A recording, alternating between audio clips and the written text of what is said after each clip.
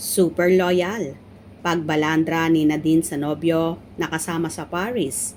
Sampal nga ba sa Kim Pao supporters?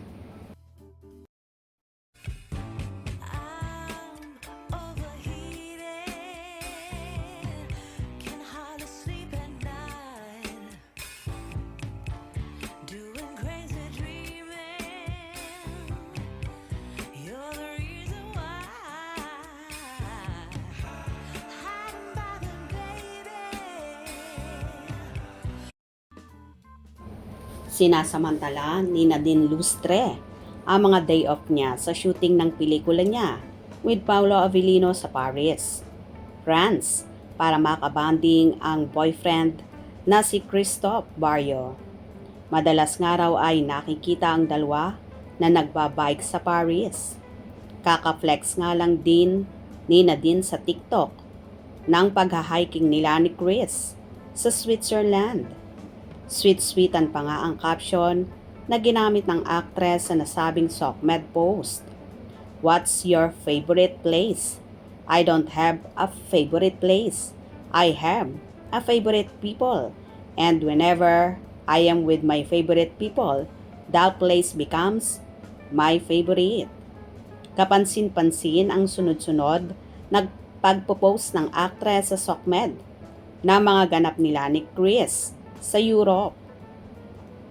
Hinala ng mga atribidang cyber netizen. Ito raw ang sagot ni Nadine sa mga silosang Kim Pao fans na nambabasya kanya. Parang gusto nga raw isampal ni Nadine sa fistlock na mga intrigerang fanay na super love niya ang jowa niyang si Chris at wala siyang pagnanasa kay Paolo. Safe na safe nga raw ni Pao sa actress at trabaho lang ang ginagawa nila. Kaya sana wag na itong personalin at intrigahin pa ng ilang Kim Pao fanatics.